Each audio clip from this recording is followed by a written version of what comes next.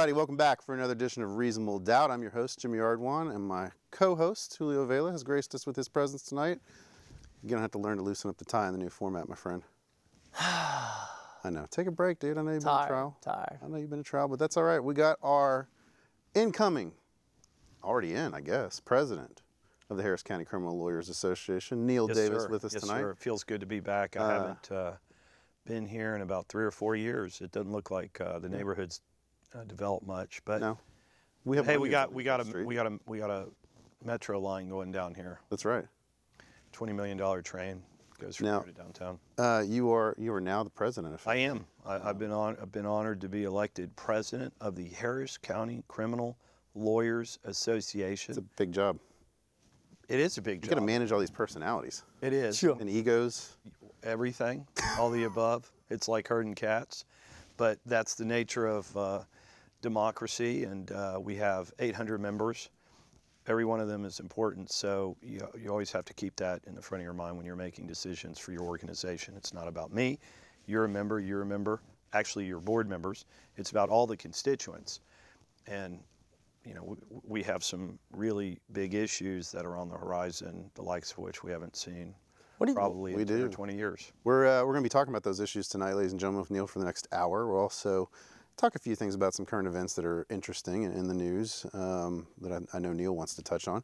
So you can call in. Hopefully they're legitimate calls. I know we might have some prank callers that want to call in. Well, that's always kind of the risk when you have a program as well known and as watched as this. And especially when we have someone like you on the show. Well, that tends to happen too. But it tends to happen that people want to mess with you. Well, and they want to mess with the president. Well, you're like Larry King. You have a show this popular, people are going to call in. They're gonna ask questions, and sometimes you're gonna get. I just hope we don't get a Baba Booey moment. Well, tonight. It may happen. It may happen. But we got how many? Let's see. When I started, probably had 200,000 viewers. When I left, 400. I know it's down to 100 now because of some of the changes, which is why we're redoing the set. That's right. We've had to spark interest. But I'm always happy to come back on and try to increase the viewership. We've got to re-spark interest in the show. Yeah, absolutely.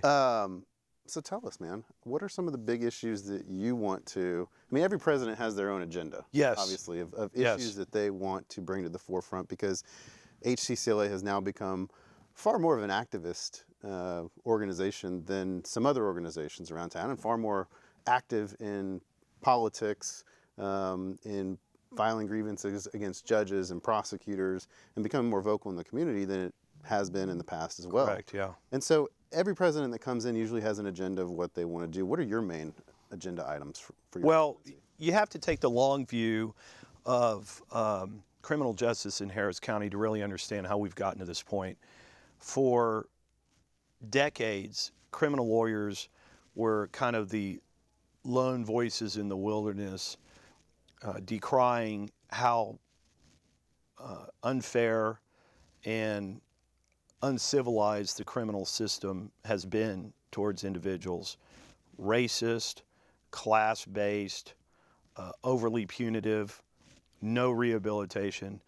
We've said that for decades. And finally, to our credit, the public has caught up and realized that yes, we have problems with mass incarceration, that the prosecution of minorities is an iteration of Jim Crow, where they're saddled with convictions and they can't go out and get work.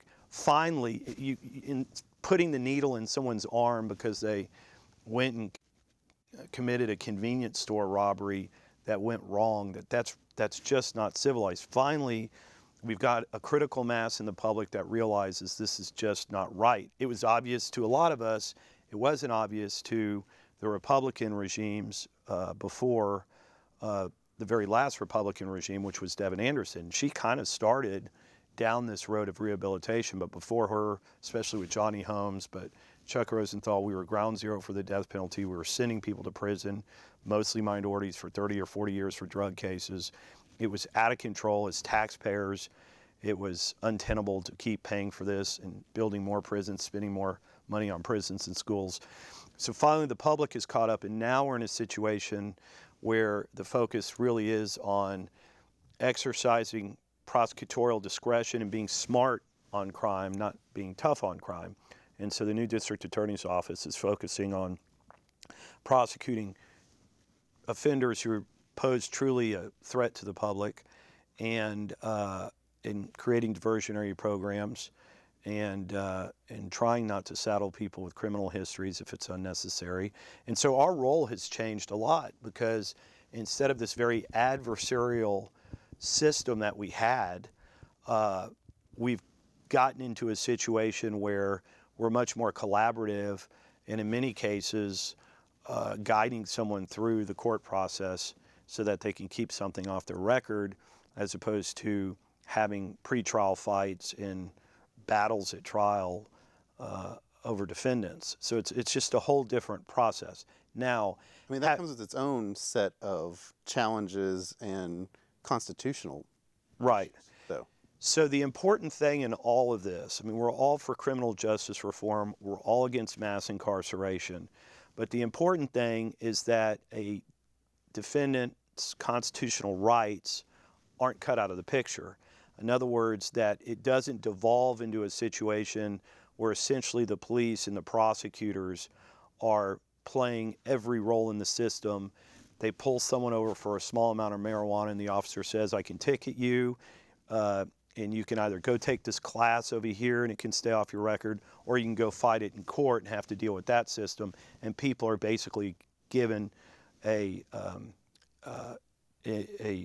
involuntary choice of what to do because they don't have counsel advising them. And so that's the concern, is that these programs don't get to the point where defense counsel is cut out of the picture, because there's only one group of people that enforces the Constitution, and it's criminal defense lawyers. Judges or umpires. They're not there to challenge whether a search was unlawful, and certainly prosecutors aren't there to do that. We are the only guardians of the Constitution. And so it's imperative that if that stop for marijuana was racially motivated, or if there wasn't probable cause, or if there's any kind of violation of that person's rights, that person be told, you don't have to do either one of those. You can challenge the stop. You can have the evidence suppressed. We actually have a phone call. That's the concern. You have lit up the phone lines. Well, it's this early on. I mean, we're not even. You're going to notice a lot more calls when I come on. Yeah. Higher viewership. You're going to see a lot of this going on. So far, nobody has sent us a tweet yet. Question, but we do have a phone call. Well, they'll call. My viewers will call typically. They don't. They want to talk to you. Yeah. They want to hear your voice. Yeah. Let's take this phone call. Thanks. Hello. Thanks for calling Reasonable Doubt. Yeah, I want to know if anyone understands the new hemp legalization, and is hemp a different species than cannabis? And what about the licensing? And is this a backdoor way to legalization? Or, I mean, does anyone know what's going on with this? And I'll listen off air. Thanks. Great question. I had seen something that apparently DPS had put some guidelines in place, prospective guidelines in place, looking at a potential licensing and legalization coming down the road. Of course, that hasn't happened at the legislative level yet, but there has been, I think they've changed the amounts which constitute a Class C now, if I remember correctly. There's been some changes. I'm not sure, and I think the caller's also talking about, which I was discussing with another colleague, regarding hemp and how that corresponds to prosecuting marijuana and or THC oil cases. And then you got all this CBD oil coming onto the market as well, which, technically I don't think falls on the schedule yet, right? And then synthetic cannabinoids. Correct. Which are treated very harshly. Yeah. So those are kind of like the new version of crack, where the guidelines are way out of whack on the for federal synthetic cannabinoids versus marijuana. But are they on the synthetic cannabinoids?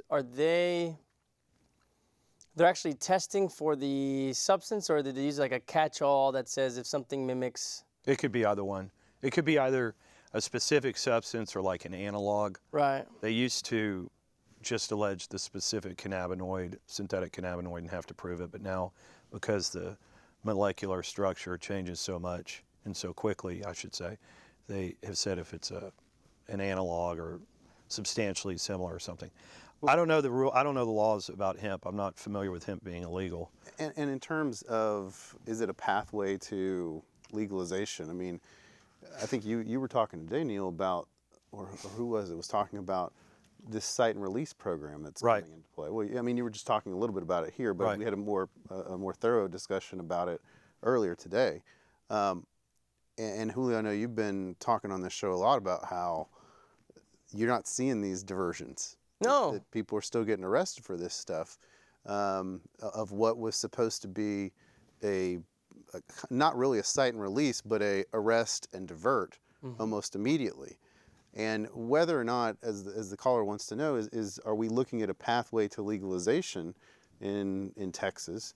I don't know. There's been a lot of controversies here lately with, what has happened in Colorado, and I know a lot of people are trying to say that yes, while it's brought in a lot of tax revenue, it's also brought in a lot more social problems in terms of delinquency among minors and that sort of thing. So I'm not really sure if you're going to see a full-on legalization in Texas anytime soon. I think it's going to be very difficult with a Republican-controlled legislature and a Republican governor, pretty much all statewide offices being held by Republicans. I just think it's going to be very difficult to get legalization of marijuana and derivatives of marijuana fully legalized across the board. Don't you guys think that?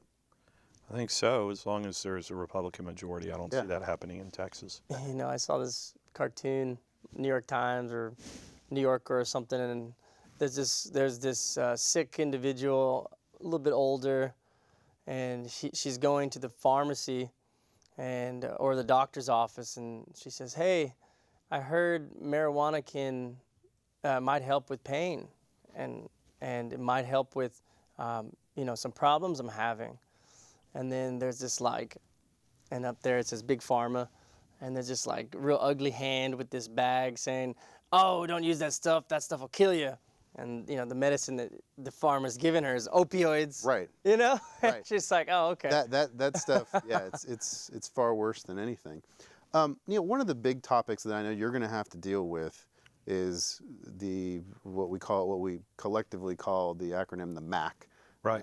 The Managed Assigned Counsel Right. issue that's coming up, and that's Right. a big deal for Harris County right now. I mean, Right. we've got, I know they have it in other jurisdictions, but it seems to be we're bringing it up, and it's going to happen in Harris County. If you can explain to everybody what. So again, what I feel MAC like is and I'm what's- I guess I'm the oldest one on the show, but I've been practicing 20 not by years. So much.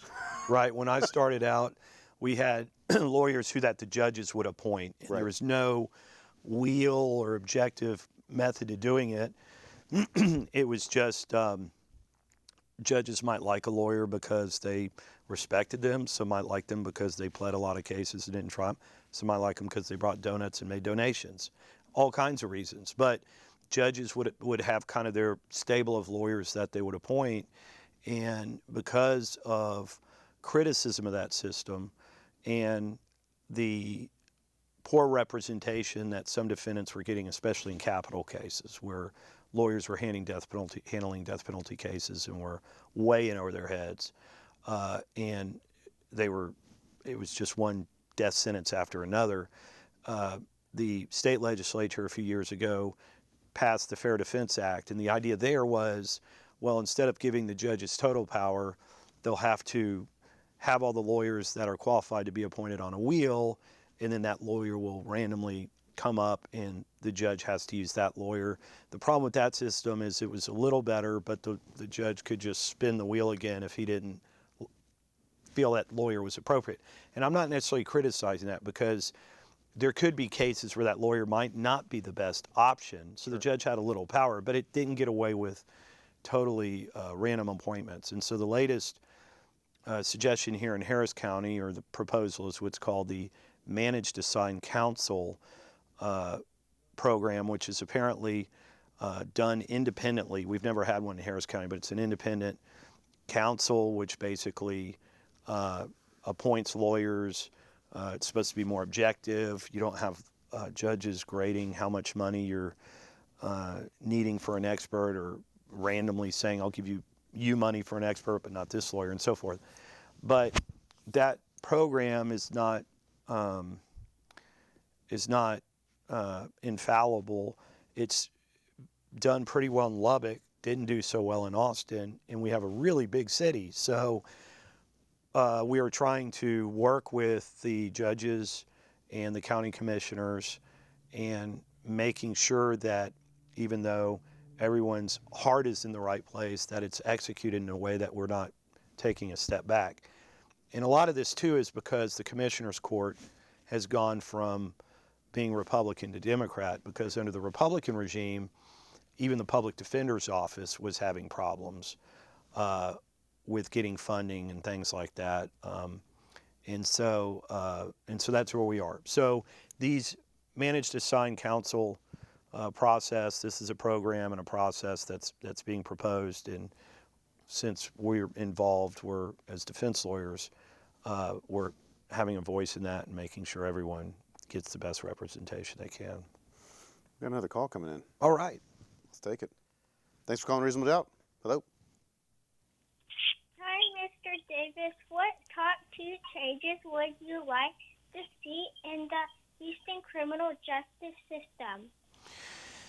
That's a great question. And one thing I should say is we have a lot of young viewers out there. You know, the kids now are starting to watch us in 1st or 2nd grade. They are. And that's a tribute to you. Well, that's because Julio and I speak at that age level. You do. They really Okay. connect with us. Top 2 changes in the criminal justice system that I would like to see. I mean, in an ideal world, I would like to see every defendant have the very best qualified lawyer they can have. And the reason why is our system depends on the adversarial system, which means that both sides do their job. And when there's a breakdown on the defense side, everything goes to hell, and oftentimes the improper result is reached. And there's no reason someone, because of their skin color or socioeconomic status, should have less of an attorney than someone who's got $1 million in their bank account. Everyone should have quality counsel and should be defended to the best of that lawyer's abilities. If you watch a trial with 2 great lawyers on both sides, the state side, the defense side, rarely does the judge get involved because both lawyers know exactly what they're doing. I mean, one might try to push the envelope or the other, and Sure. the judge gets involved. But the judge doesn't have to micromanage the lawyers. And generally, it's a fairly smooth flowing trial. But when you have a lawyer who is not prepared, who's not making proper objections, it creates a really untenable situation where the judge is trying to deal with that lawyer and making sure the client is protected, but at the same time, the boat's going down on the defense side. So I'd like to see everyone have great lawyers, and I would like to see even more of a focus on rehabilitation, especially in the most controversial crimes, the most odious crimes to the public, which are sex offenses, because we now know that with child sex offenders, child pornography, the offenses that everyone are so disgusted by, that these people are hardwired from when they're born to commit these offenses. Yes, it's true that the impulse will never go away, but they have to be treated. They have to be rehabilitated, because all we're doing is warehousing these people. Mm-hmm. They're getting out, and they're even a greater threat to society. And as a taxpayer, I don't want that. And certainly as a lawyer, I don't think it's a good way to try to rehabilitate people. No, I would agree with that. I mean, I think my big concern is, and one of the things that I don't know that we'll ever get this back, but we seem to be losing the jury trial on the criminal side, just like we have on this. I mean, it's almost gone extinct on the civil side, and I feel I'm really concerned that we are headed that way on the criminal side. I mean, we're all but there, frankly, on the federal side of things, where only 1% or less of cases actually get tried in this district and across the country. Federally. Yeah. Right. And then of those, 99.9% get convicted. Right. And I feel like with all these diversionary programs, cite and release, we're heading down that road on the state side as well. I feel like that your concern is a very valid one, because if a defendant is given the option on the scene to take a class and be done with everything, how are we going to learn about potential violations of constitutional law, potential illegal stops, all the things that could go on where someone's constitutional rights were violated, but because we've now given the police the ability and the authority to offer them a class on site to take care of this. Right. I'm just worried we're going to see the jury trial diminish more and more on the state side. And the other thing that concerns me about that is we have to do something, and maybe the new state judges will do something about it. I don't know that we will really ever see any change anytime soon on the federal side, but this disparity, this gross disparity in sentencing for someone who pleads guilty versus someone who decides to exercise their constitutional right to a trial. I mean, I get it, okay? Perhaps maybe somebody who goes to trial and is convicted, and if the full evidence comes out, maybe the judge sees some factors that warrant a different sentence than somebody who might have pled in the same scenario. But this gross disparity is just, in my opinion, has to stop. And there's just no reason why we should have these huge disparities in sentencing for people who plead guilty versus those who decide to exercise their right to go to trial. I don't know what we do about that, though. Get rid of the sentencing guidelines and mandatory minimums, and that on the federal side. Federal judges like they were 35, 40 years ago. Yeah, I was going to do the math, I guess 30, 35 years ago. On the state side, I think all of us are going to trial less and less frequently. I have an associate who's been with me for about 5 years. He's only been able to try a few trials, in large part because they either get dismissed when they're worked up, or you get in these diversionary programs, and it's a rare case when you go to trial. Pretty much the only cases that seem to go to trial on a fairly consistent basis are some family violence cases, some intoxication offenses, a whole lot of child sex offenses or adult sex cases, and a whole lot of homicides.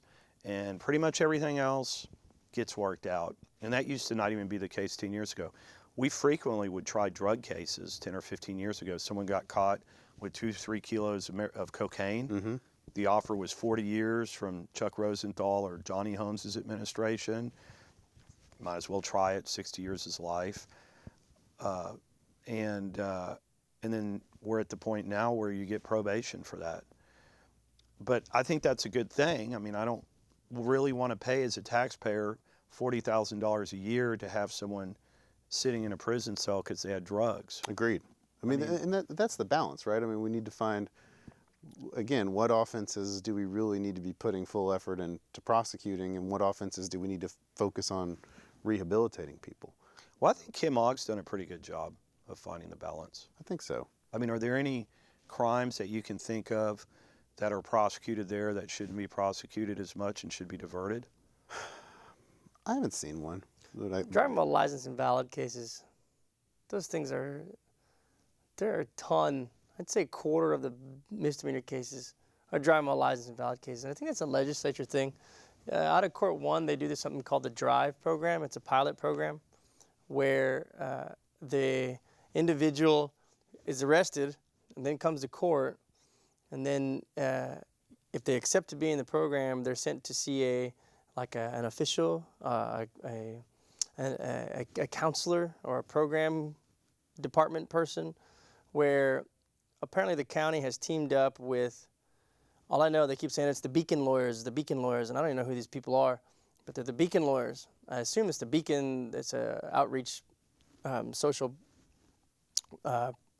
church over downtown. And they go and they've struck a deal with DPS or whomever they need to, and they can go do community service in place of surcharges or money that's owed to DPS to get these individuals' licenses back. And initially I was a little bit skeptical because I was like, okay, he's getting into the program and that's it, defense lawyer's done, he just goes that way, and he gets reset for 45 days, and if they come back with their license clean, their case gets dismissed. So it's been about 90 days since I've been involved in seeing some of this. And, I was pleasantly surprised. At least half of the individuals who would generally just go to a time served and they're getting more in the driving while license invalid hole, they're coming back with their licenses. And some of these people haven't had licenses in years, 2, 3, 4, 5 years, and so now they're having that. That goes into the, I guess, diversionary process as well. The biggest problem I've seen with the current state of diversionary programs is the paperwork. I mean, and the lack of communication of what's actually supposed to happen. So, for example, DWI PTI packets, getting the contract for a DWI PTI packet, it's like you have to contact somebody behind a big screen and then press the secret code and somehow get the contract back. That's been a big problem. The other thing are, they have programs with driver license invalid or the environmental PTI program packets. That thing has changed at least 3 times. I've had to do for one client, every time we go to court, there's a new environmental crime PTI. So we got to change the paperwork and do that all over again. Can I do your job for a second? PTI stands for pretrial intervention. It's a program where if you complete it, the case gets dismissed.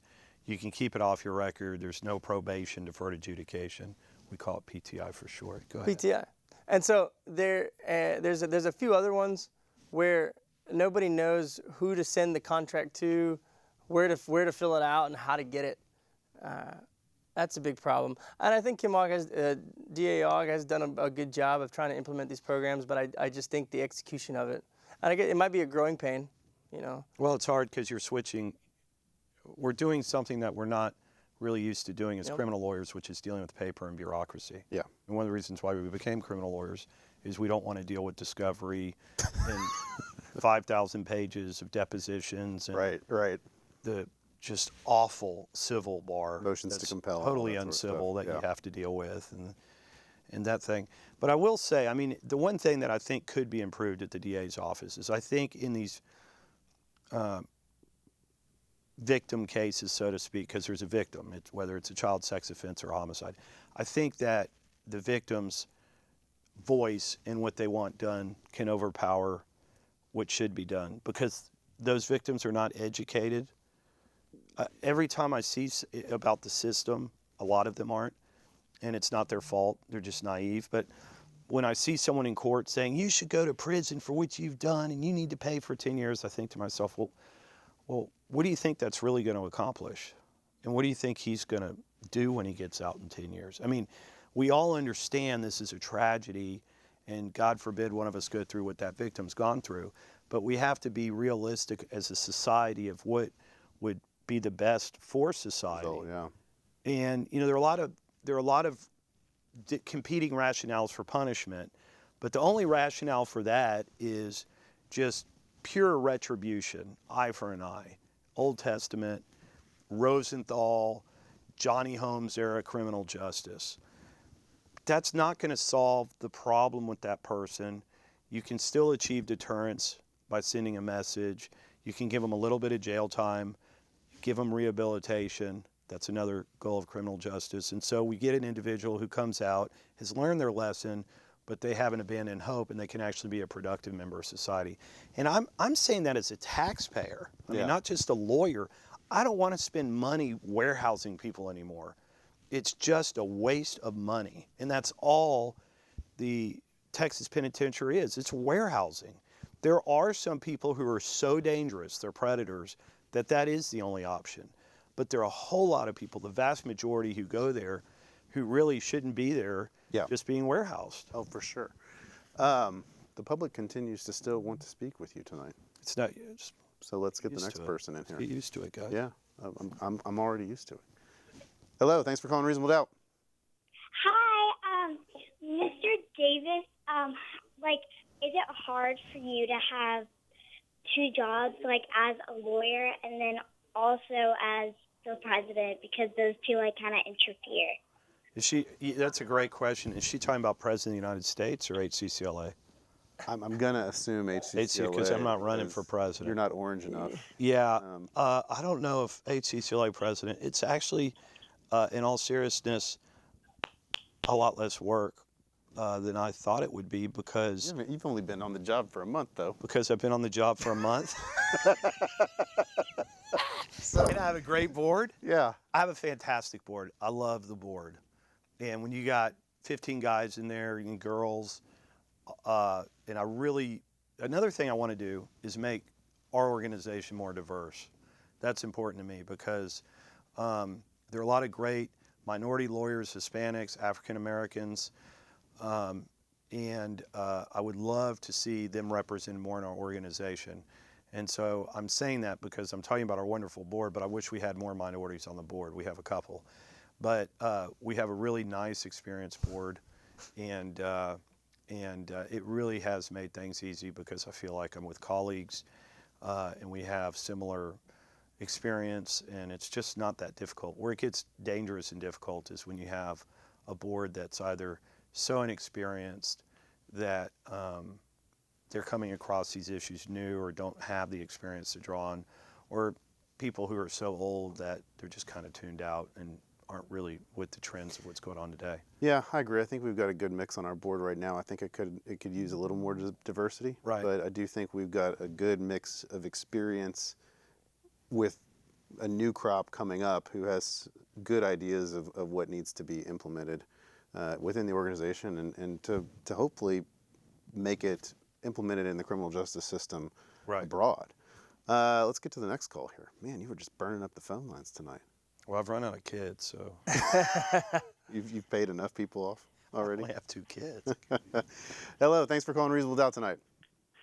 Yes, I wanted to first commend Mr. Davis for the wokeness that he is showing this evening. Thank you. And also, I have noticed that the suit you have is superb, and I was wondering if you got that at Joseph A. Banks' 2-for-1 sale.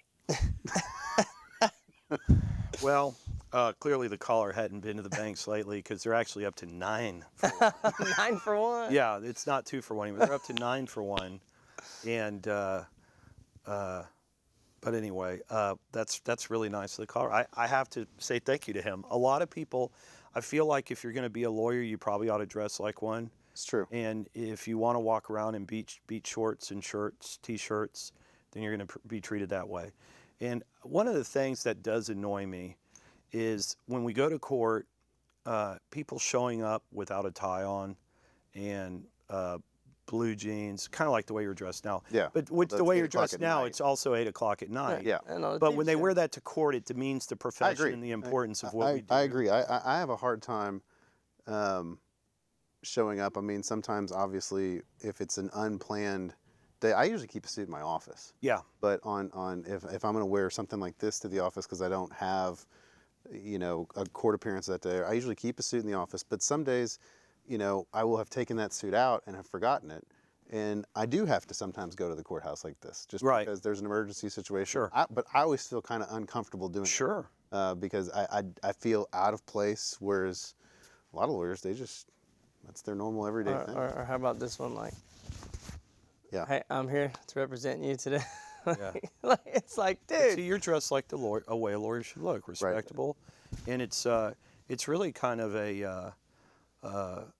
it's really kind of nice to be able to be in a business where you can actually dress up, because most lawyers, you go to a civil firm, you don't even know they practice civil firm. I mean, they look like they're engineers. That's true. Or wear jeans and a T-shirt or something. Or they look like, .com entrepreneurs.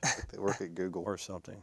But hey, we got the greatest job in the world. No, we do, and I do think, dress for the job you want, not the job you have.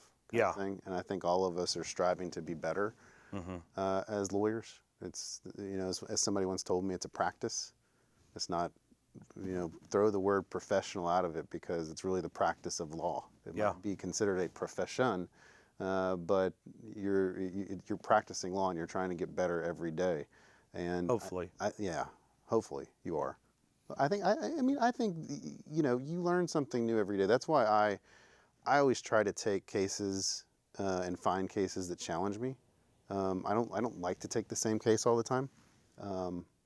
Well, unfortunately, there's a group of lawyers, like there is in any profession, that aren't so interested in getting better at anything. Right. And that's really unfortunate, because the stakes are so high in what we do, I think. But I think that, and I don't mean to say that you have to go outside your normal case that you take, because I see a lot of lawyers who they specialize in one kind of case, but every day I see them working to get better at that kind of case. They're coming up with new theories of how to challenge the evidence in a case. They're looking at things at a different perspective, and so every day they're even though they may have a very niche specialty as to what they do, the ones that are really successful at that niche are the ones who are constantly trying to innovate and find new ways to do take the same case but look at it from a different angle, and that's a challenge. For me, I like to do the different case because I like to learn something new. For me, the challenge is, okay, well, I did that case, but now I want to learn. Now I find this one interesting because it's totally different than that. Like And you know, traffic ticket, or yeah, for instance, like a driving without a financial license fraud case versus a traffic. versus or an armed robbery case. Totally different cases. Totally different cases, right? Totally different entities involved, federal, state, dramatically different. That's the interesting thing. I don't know how these lawyers in small towns have general practices, because almost all of them have to survive. Correct. But the field of criminal law is enough for one lawyer to focus on, because it is vast. I mean, it is like civil law. There are DWIs, sex cases are very specialized, computer crimes are specialized. And if you doubt it, look at how DA's offices who can afford it divide their offices up. The DA's office here has special divisions for almost every offense, family violence and everything else, because they're so specialized. Yeah. I know you wanted to talk about the Harvey Weinstein case. Yes. Being obviously that you handle a lot of those types of cases. Yeah, we've seen a real escalation following the Me Too movement of just a spike in allegations. I mean, I'm busier now than I've ever been dealing with them. I have 3 kids from the same private school in Houston who've been falsely accused for a variety of reasons. 3 teenagers falsely accused. And it's incredible. We've seen a lot at the university level. And it's not just me, the lawyer, saying falsely. I mean, it's in text from the complainant. It's from witnesses. It's almost become a hysteria, like the Red Scare or something. It's scary. It really is. I tell you what, I have a lot of mothers who are very concerned for their sons because they've never seen anything like this. I don't know how you advise kids nowadays of what they're supposed to do. You can't have someone sign a contract about something being consensual, because then she'll say she was too intoxicated. Right. If there's another witness in the room, she'll say he didn't see it. It's an unwinnable situation. As a father of both a young boy and a young girl who have yet to become teenagers, I'm concerned on both sides, because I'm concerned about my son potentially having to weather a false allegation. Right. But I'm also concerned about my daughter not being believed on a true accusation. That's exactly right. And so it's, where do we strike the balance on this, right? Because I'm like you, I've handled them at the university and the high school level, where, particularly at the university level, they make a complaint under Title IX. And under Title IX, you don't have a right to an adversarial hearing. It's a one-sided. Well, you might have one now under Trump. Yeah, maybe. Because he's changed the law on that. But essentially, it's a hearing before a board of school administrators where they just take testimony. Right. That's it. Right. And you can't do anything there. How did Trump change the law on that? I didn't know that. He's introduced a lot more due process. Any school that gets federal funding is actually going to have to allow, I believe, the complainant to be questioned, so that they can't just give a statement and disappear. I think if there's a demonstrably false allegation, that there ought to be consequences to someone who makes a false allegation. I think this notion that it will create a chilling effect, how would you feel if you were a victim in your question? I get all that, but it's like shouting fire in a crowded theater. If you're going to come out and say someone did this, put them through this, and it's traumatic for these kids, it's traumatic for their parents, and it's demonstrably false. I mean, I'm not talking about a he said, she said. I'm talking about texts the next few days to the person where it's clear it was consensual, that person ought to pay a price for it, one way or another. I don't know what it should be. I don't know if it's... And some will argue that the remedy is that the person who suffered the false accusation can take that person to civil court and collect damages. Well, you can't when it's a minor. But why not have a similar, we have filing a false police report, why not actually use it? Agreed. And I think that, but also I think the limitation problem on taking somebody to civil court, even if they are an adult, so let's say it happens at the university side, okay, and you could take that person to court and sue them for making a false allegation. The problem is that person then has to go hire a lawyer. You either have to find a lawyer who's willing to take that on a contingent fee, and really, what lawyer is going to take a contingent fee against a college student who may have made a false allegation? So then that person has to come out of pocket to hire a lawyer in order to essentially exonerate themselves. And I'm not sure how many people would be willing to do that. I know several clients that I've represented were not willing to do that. They wanted the case over with. They didn't want to draw any more attention to themselves. And most of all, they didn't want to spend the money. So someone comes to you, they hire you, their son is falsely accused. It goes on for months. The family's on pins and needles. He's trying to apply to college. He's got to answer questions on the application. And you've got the text messages. He passes a polygraph. This happens all the time. Mm-hmm. The case doesn't get filed, and they come to you and they said, she's destroyed my son's life for the last 6 months. Now, how's he going to date in the future? How's he going to trust someone? Can't we sue them? No. Well, you can. Yeah, you're not going to get anywhere. Right. Well, can't they file a criminal charge against her? No, they'll never do that. That's just wrong. I mean, I don't understand why there shouldn't be some remedy for that kid. It's ridiculous. I hear you. But isn't that the problem with so much of the law, right? I mean, somebody might be liable, but you may not be able to have damages against them. Well, we should be able to have the officer say, I can't believe this. I'm really sorry about what's happened to your son. I'm just the investigator. But I tell you what I will do. I'll go to the district attorney and say, she flat out lied about this. I believe we can prove it, and she ought to be filed on for making a false statement. I guarantee you that would cut down on a lot of these frivolous allegations. I agree. And I guarantee you, with the district attorney's intake system as it is now, they'll take the charge too. Because they're taking anything down there, man. I'm telling you. It's like they're taking hairbrush assaults. He threw a hairbrush at me. Mm-hmm. I don't know. I mean, how many times, realistically though, in an assault family violence case where somebody has recanted, how many times have you seen that person filed on? Never. Let's say I've represented 1,000 people in 10 years. I've seen it twice. Yeah, twice, that's practically speaking, I think that's the problem, Neal, is that the DA's office is going to be reticent to file charges against somebody. Why? I just think, I think they're going to be reticent on false allegations. Why? Because they are in assault cases where somebody recants. But why? My point is, why should the DA's office be reticent? I don't disagree with you. I'm saying what I think they're going to be. What you're asking is the why.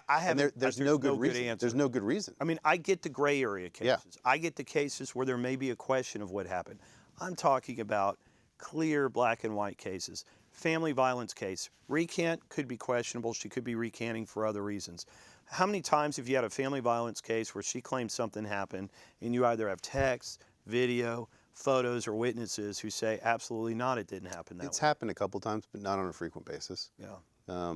Most of the time, the recantation has been for reasons other than that. There hasn't been clear-cut, impeachment evidence, so to speak, that she was lying or he was lying. But yeah, I think the difficulty is that, going back to your question of why would they not do it, I think that's just typically been their policy. I'm not saying it's more innocent clients than he does. I've actually seen it. I think it happens. I've seen it a few times. I mean, and some of these, I've seen some where they like fake being pregnant, fake. I had this one. It was years ago, so I'm comfortable talking. Ended up getting nollied eventually. Folks, just so you know, a nollie is Latin for noli prosecutum. For dismissal. It was dismissed. We got to break it down. We got to break it down. We need to have you as our interpreter. Keep it real. Well, you can do subtitles up there. We got a caller yet? Did anyone else call? No, nobody else has called. Your hundreds have run out. We had 3. It's Yeah, pretty good, and they yeah. sounded sober tonight. Pretty good. Yeah. Nobody's called in wasted yet. Yeah. We still got 15 minutes, though, so there's still time for it to happen. For that. One of the other things I want to talk about that's happened in the Weinstein case Yes. is his entire defense team is Just now falling apart. completely falling apart. Yeah. And it was a stellar Really was. cast of lawyers, Great lawyers. some very good lawyers involved in that thing. Great lawyers. And in fact cost one of them his dean position at Harvard. Yes. Which is, yeah. I want to talk about that for a little bit before we talk about why the other lawyers have gotten off the case. But The new Maoism, yes. where it's like, So Ronald do Sullivan. anything politically incorrect in the eyes of a bunch of 18 and 19-year-olds at a university which is supposed to be about free thinking. Correct. Then Especially one like Harvard. right. And just you get so those who don't know. slimed by the client you represent. Go ahead and break it down for Right. viewers. So Ronald Sullivan, who is a very, very, very good criminal defense lawyer and also a a professor. lot of integrity. A professor at Harvard. He was also one of the academic deans. Yes, that for an oversaw- undergraduate college at Harvard. Correct. Because they're kind of like Harry Potter, where they have different schools. You know what I mean? And they Like, fly around on brooms. see, I wasn't smart enough to go to one of those colleges. I went to a college that it was just a college. We didn't have houses, different houses, and so he I was just went to a apparently state dean of a school on house 40 that acres. went into an uproar over the fact that he was representing a rapist, even though he wasn't convicted at all, Harvey Correct. Weinstein. And it's so disappointing because, first of all, you would think that Harvard undergraduates would understand the presumption of innocence of anyone.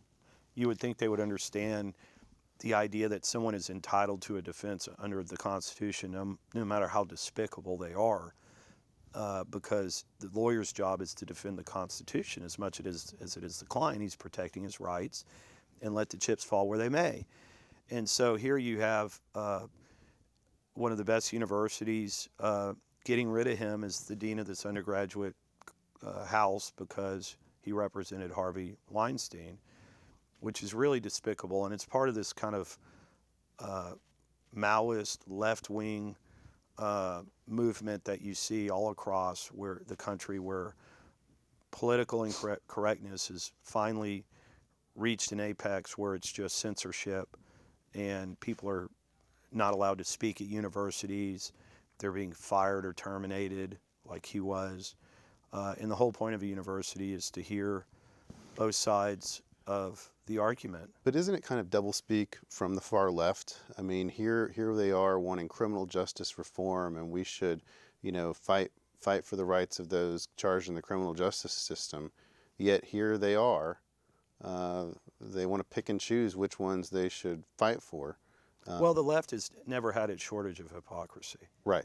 And so here they you are. see it with the defense of Stalinism or Maoism or Castro on the one hand, and they're supposed to be zealots of the First Amendment, artistic freedom. On the other hand, you have Castro killing and putting people in prison because they're exercising their right to free speech. Right to free speech. So that's always been a problem on the left, and it is here too. There's, it's almost like you have a demand for tolerance, but at the same time, you see the same passion when it comes to intolerance. On the left. We're not going. We want tolerance, but we don't want tolerance in this situation. Right. We want everybody to feel comfortable in this situation, right? And have our way.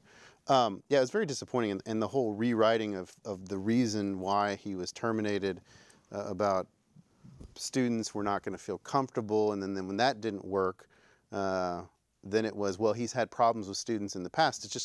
It kept being this revisionist excuse every time when people would call them out and say, look, you're getting rid of him because you don't like who he's representing. They came out with some new reason.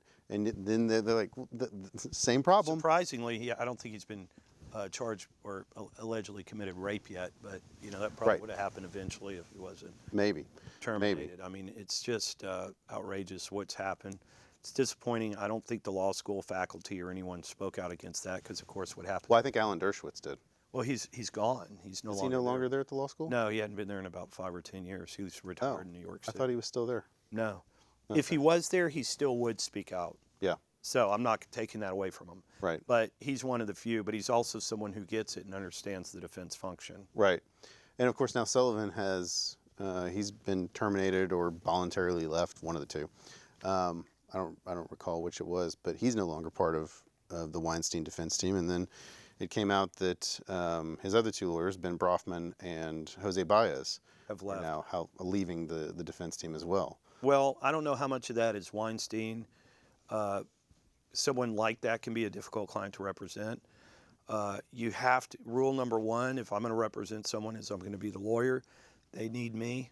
I don't need them. Well, and to, Needing me to means stop that you they're- there, the one of the complaints that I read that Weinstein was lodging against Baez, where they had some friction, was Baez is representing one of the defendants in the Platinum Partners. Well, that was trial. no, that was Ben Brafman, I think. Who? No, it's Baez. No. I think that was Brafman who was saying that. That he's over there trying Baez. I'm trying to get ready for trial. He can't get over here and prepare for trial with me. Not Weinstein himself. So there was some infighting with the lawyers. Okay. It's just the but rule number one is, as the lawyer, you're the lawyer. You've got to be the lawyer. You're trained to make those decisions.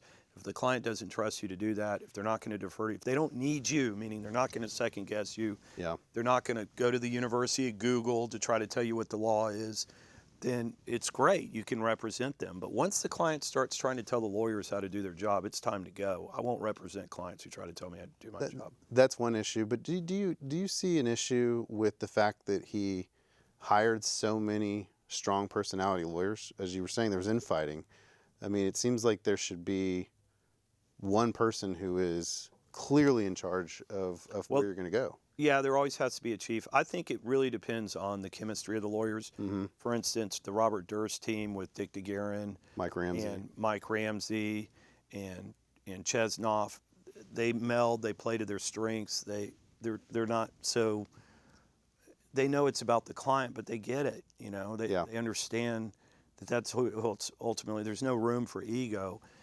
Then you get these other situations where the lawyers are more concerned about their ego or how they appear, or trying to take over the case or curry favor with the client, and they end up cutting out other lawyers, and that ultimately does a disservice to the client. Now, Weinstein's team was a little strange because Brafman is a New York lawyer through and through, very well regarded. One of the That's tops. that's his territory. Right. Then you bring in a guy from Florida, Baez, who is a scrapper as a lawyer. I mean, he's done very well in murder cases. He's a street fighting lawyer. That's what he does. Then you have the guy from Harvard who Baez always brings in, Sullivan, who was at Harvard and lost that position. But you throw all these guys in the soup, along with apparently 3 other lawyers. I think they were female, one of which was the former prosecutor at the DA's office in Manhattan for sex crimes. That's right. I mean, you've just got this stew of personalities, and that's really not how you pick a legal team. I mean, it's like forming a band, you know. I mean, the Beatles were great, but or the Rolling Stones are great, but when you pair up like Mick Jagger with Bette Midler and they do Beasts of Burdens, it's not going to work. It's a disaster. It's like the Hindenburg, if that's a good analogy. I think it is. On the other hand, you Fair bring analogy. you bring in Eric Clapton, and he plays on a Beatles song, and you know, it works out great because he melds with the band. He did that, and so it just kind of depends. Do you even know who these bands are? Oh, you kidding me? I love Eric 'Cause, Clapton. I mean, you're a millennial. I love Eric Clapton. All right, I would. Yeah. Name a song. Cocaine? The one everyone fair knows. Fair enough. Margaritaville. We're not parrot heads. Chemistry's important. It is important. I mean, I think that we have one more call coming in. What? Oh, we're getting. Oh, they're telling us don't. Oh, because it's hitting your mic. 'Cause it's hitting your mic. Yeah. Yeah. Technical I thought difficulties. this wasn't rated X in here. Exactly. Don't say that in front of my kids. But you know, Weinstein's case was starting to kind of fall apart a little bit for the state. I mean, Yes, they've had they some made a little bit of headway. By the way, I'll tell you whose case has fallen apart is the Kevin Spacey case. Yeah, that looks what's- like that's becoming a disaster. That you don't hear much about that. So tell us don't. about that, because that one has not been. Here's what interests me, because I do a lot of these cases, and you talk about creative lawyering, and for lawyers who do a lot of this stuff. You're gonna have some help here on this one. Hello, Father. I've lost my voice. So you have lost your voice. Yeah, you have to talk for me. Okay. So what do you want to say? That they got the complainant's phone That they got the complainant's phone. in the Kevin Spacey case. And the what? Kevin Spacey. And the Kevin Spacey case. The Kevin Spacey case. Case. That's what they did. Can I put that on? Yeah, it's called creative lawyering. Who would have thought? Get a court order for the complainant's phone. When was the last time you did that? That's pretty creative. And they got Can I it. just hold it? Yeah. How does the judge have authority to? They can issue a search warrant. Sorry, Nico, if you're watching this. Don't hold it so close to your mouth. Don't talk into it You like don't that talk hard. into Just it. kind of put it down. There you Yeah, there you go. Sorry, Nico, if you see this. Hi. Nico's her brother. I'm really sorry. Hi, Grandma Ruth. Okay. That's awesome. It's like we just won the Super Bowl. So the defense attorney would somehow present a proffer to Why the couldn't they judge. just do it as a subpoena? I would think that a judge could just order it. You Why would think. couldn't they? Yeah. Well, the argument that I come across, that it's never actually, the state's never won this argument. But when I'm trying to get something from, let's say, from somebody who's not a governmental agency, right? And surveillance video is not one of them, because they will order that. But the complainant's phone, I just think that I don't know how the judge could order them to get the phone from a person that they don't have jurisdiction over. It seems like there's a subpoena. I mean, you can issue a subpoena on a third party Right. Or I mean, yeah, I see for that. evidence. I see that. So I don't think you need a search warrant. I mean, I think but it's a good tactic. It's amazing that you haven't heard much about that case. Yeah, and I didn't even know that he had since his gotten arrest. filed on. Yeah. No, his arrest was covered, but Thank you, Grandma Ruth. She said I was so cute. you are. Thank You've you. done a great job tonight. Oh, thank you, thank you. Anyway, we she's got my about- secret weapon in trial. Can I We hit got the about well? I 30 can bring her into trial. Can I hit We the got-